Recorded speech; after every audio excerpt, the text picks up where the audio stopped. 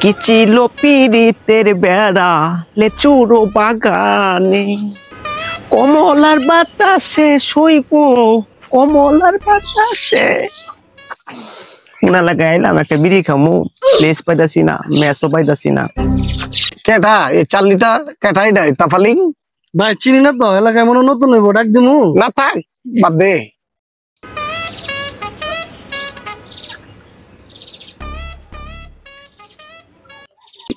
match হবে match কেটা রে